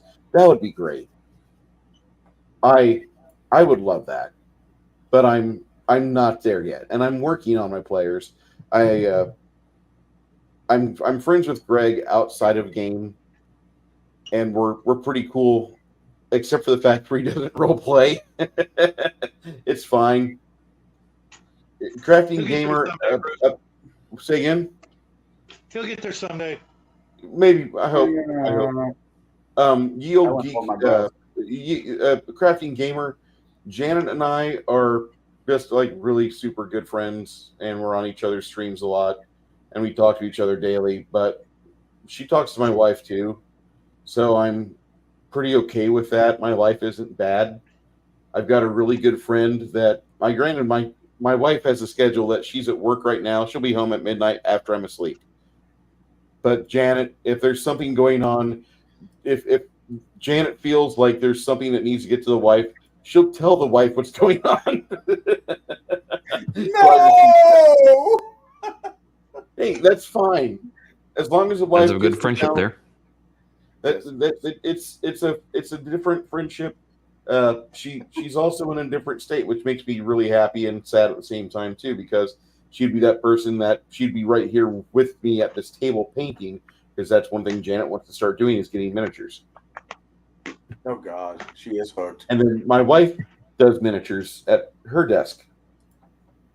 So that's just no, we're not married. We're really good friends. We've been friends for like 2 or 3 years. It's great. But I'm Flady has a question. What? Flady's question? I was gonna say, yeah. So Flady does have a question when you're after you're done. Go ahead. No, go ahead and finish. No, but the way that I feel it is that like you should try to at least tell your players like we're doing this right now. If you expand your range of play style to include these things that I want, I'll scratch your back. And if they can't do that, then I guess I'll be happy with this little bit that I get. I'm pretty all right with it. But some of my players are learning. Mindy's learning. Janet knows. Chris will placate me when it will suit his character. He's playing an antisocial druid. I'm not certain exactly what part of that is Chris and what part of that is his character. Yeah. Chris to do things he doesn't want to do in real life. It's like telling his druid, let's go to the city. So, Kai, you've got something to caveat? I got a question. Are you okay? Would you be okay with characters who, like, there's one thing that I would have. Oh, how do I phrase this? Oh, would it be okay to have? Would you be okay with characters who know that they're not going to be in the limelight a lot, taking the players taking a back seat until the right time arrives? You know, like so a character who plays more of the information gatherer, the intelligence, or the social character who will purposely sit. I will go. Okay, I know this is where the focus is at, and wait for the right. And wait for a moment to be able to shine. Like they purposely know they're going to do that. And will they be penalized for purposely, choosing to take a lesser role in the party? Sorry, it's late. I'm trying to put words together. I'm sorry. I go. No, He wants to know if you'd be okay if you had a player at your table that didn't take part in all the RP, but he was the spy master. He's the one who gathered all the information and presented to the rest of the party at a later date instead of being frontline, hey, I'm there every other Saturday type character. Is that what you're asking, Kai? In a way, yes. Because Kai. Yeah. Would this be because of like being unable to attend on some games? Like the thing here is that I am more than happy because like I've made a character who, because of the way the party left, got left behind because I was told I wasn't good enough to be with the party, but I'm a player. My character's around, and the party went off because I had missed a week, and they're like, "Well, he's not here. He's just a doctor. We don't need him around," and they left me behind. And I wasn't around for like 3 or 4 weeks. I actually had to sit through 3 or 4 sessions going, so when does it get back to me? And because I wasn't with the group, and we only had 5 hours. I had 5 hours a week, and there was no way to just teleport me back into the game. And so it was one of those things where I had to wait like almost a month to be able to get back into the group, while I was still there at every session, looking at the party going, you fuckers. But the thing was I do a lot of background stuff, but is it okay, like having that character who's really only useful for every once in a while, but being integral to the storyline, or intricate to the actual role playing, but just isn't there for the combat wombat part. So he was just like, well, I'm over here, and then kind of having that almost secondary layer going on in the background, trying to work on other problems while the party is off doing its own thing over here, and kind of working its, eventually I will work, because the GM worked with me to get me back into the group, but he realized that the asshole players were the ones who left me behind. And I wasn't happy, but I can't slow them down. They were adventuring and they were assholes. So the GM worked with me, but that was that GM. But I know some GMs are like, well, if you don't do anything in session, I'll fuck you. I ain't gonna So are you okay with a character who's doing background stuff and only tangentially supporting the party, still being able to keep up and be able to be rewarded? Or yes, if all it is just combat all the time, having that character who's just like, I'm not combat focused, and I'm doing other things that's supporting the plot and being able to be beneficial. I have an answer for you on that. Yeah. Now I know, Connell, you want a caveat off this. Do you want a caveat first before I give my answer, or? You can go for it. Go for it. Okay. So my answer to that is yes, I do actually allow that. I've had games where I've had players not able to make my table, and the party went and left without them. And they weren't in a position where the character could get to the party in any reasonable time. My solution to that was one-on-one sessions with the player. I'm like, hey, your character's not back at the group yet.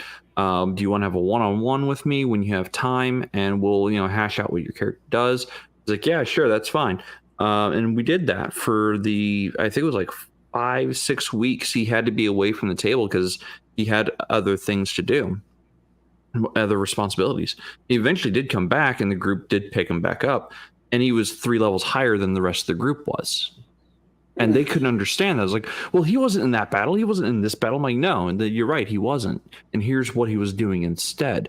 And I gave them the list of everything that the character had been doing while they were, going and dealing with something else. He was dealing with other behind the scenes issues, tracking down the information network of one of the villains that they were trying to stop.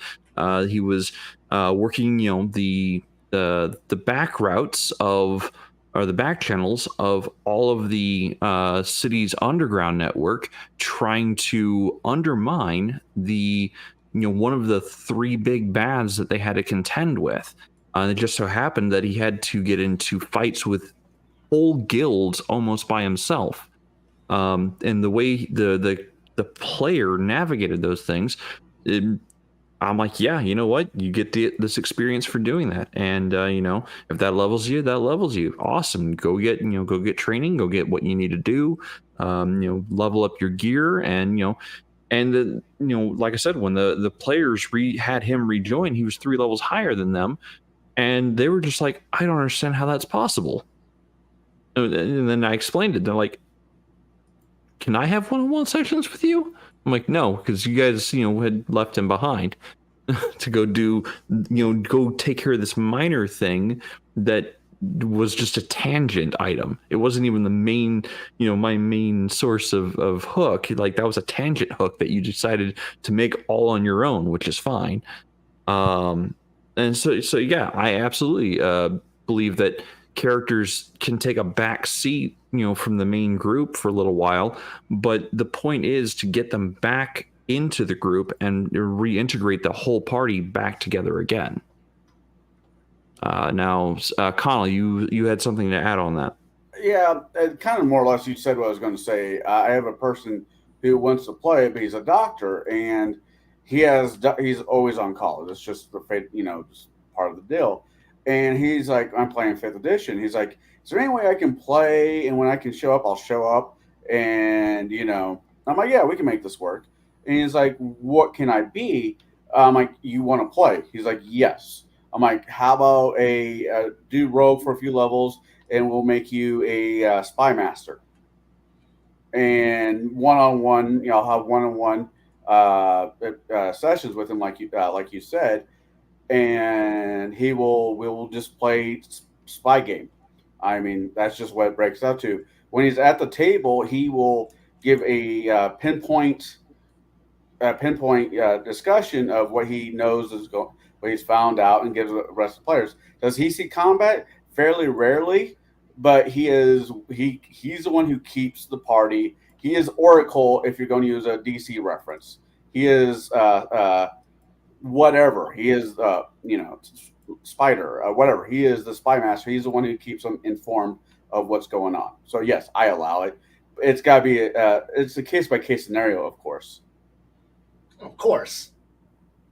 Okay. Now, a person we haven't heard much from, Baron, are you there?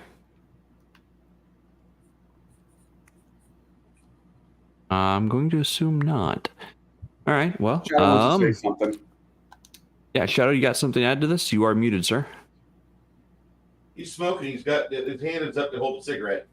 Oh. And Okay. I just kind of gestured. It looks like Baron's not here. But Yep. we are cruising up toward the end of the show, so. Yeah. Yes, we are. So, I think that's really all I have question-wise on player knowledge versus character knowledge. I agree with a lot of the things that were said. And even, with me getting ready to run the Bronze Age game, I'm going to have to be able to separate the player's knowledge, the modern era knowledge from Bronze era technology levels. It's just going to be something I have to address like early on, session 0.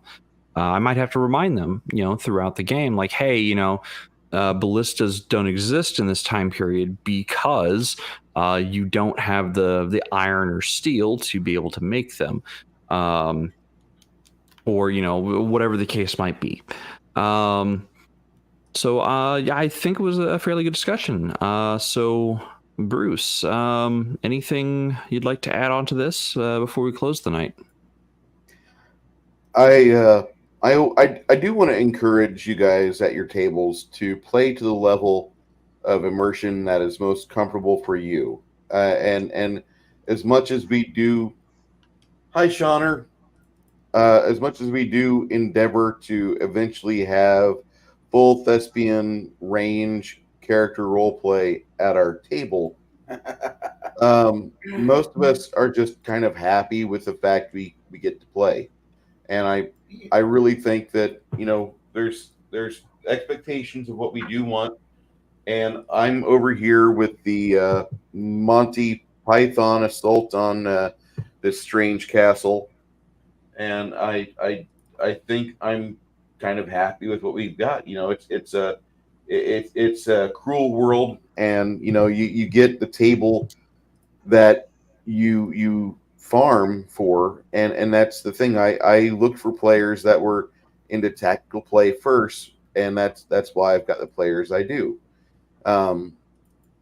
If there was better harmonics at the table, I'd have other people at the table, and you guys would understand that. It's just I can only do so much as a GM, but I can endeavor to make a weekend or two free throughout the course of time and be able to get a new table started. And eventually, I will try to farm a new table because I need to beta test the product that I'm getting ready to release here in about a month and a half. I was really wanting to hit Labor Day for this deadline, but I don't think I'm going to be able to hit it because there's spells, and spells take a lot. Yes. Yes, they do. Yeah.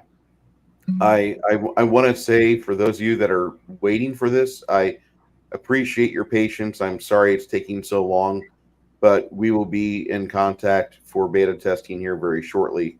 And do continue to watch our show on Thursdays, because one of those beta tests will actually be here.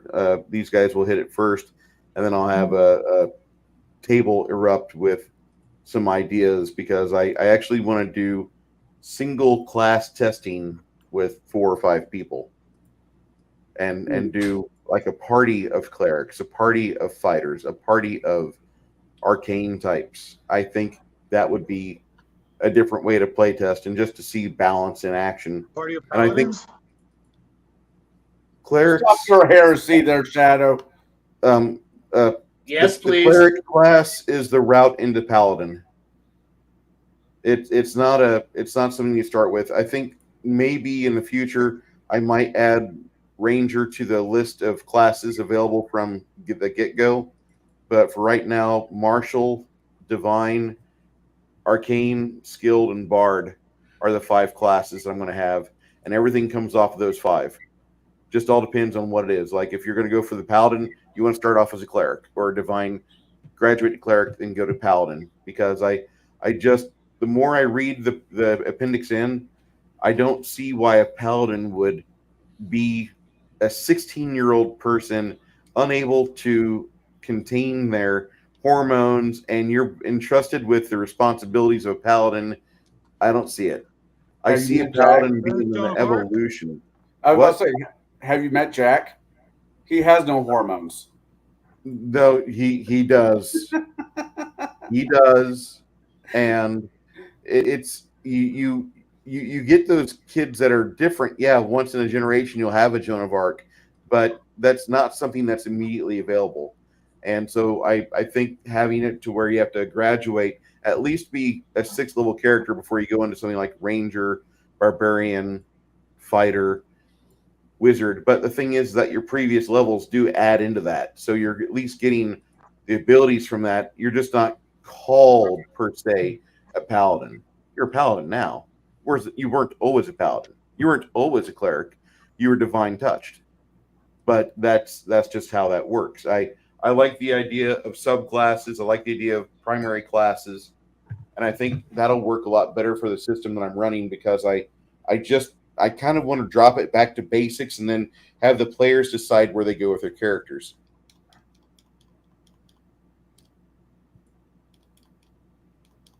All right. Well, I think that rounds us out for the night. Thank you, chat, for unless hold on, I just got a message on Discord. Nope. Okay.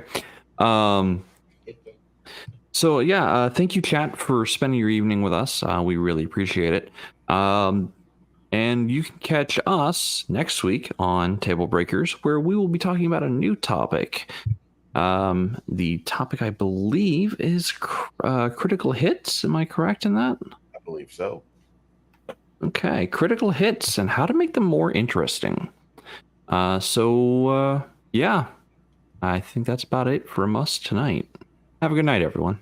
Hey, if you guys, before we round this out, if the chat here, I got 12 people in various networks. I need you guys to send some positive thoughts, some broadcast prayers per se for Six Nations. It's got a problem with a doggo. I know dogs aren't exactly speaking members of the family, but I know if Jaide was having problems with one of his huskies, I would sure want the husky to get the problem, healed up. And there's no difference here. I want Six Nations not to have any problem with this little Chimini. So if you guys could do that before we close out, that'd be great. Hey, really quick before we close out, you guys want to do our rounds, what we got coming up, or do we just want to bypass it this week? Tomorrow night on Janet's channel. Tomorrow night, we are going to be doing the shit show. I don't know if it's at 8:30 or 9 p.m. Janet will be putting the link in her Discord. So I put the link for her Discord in the chat.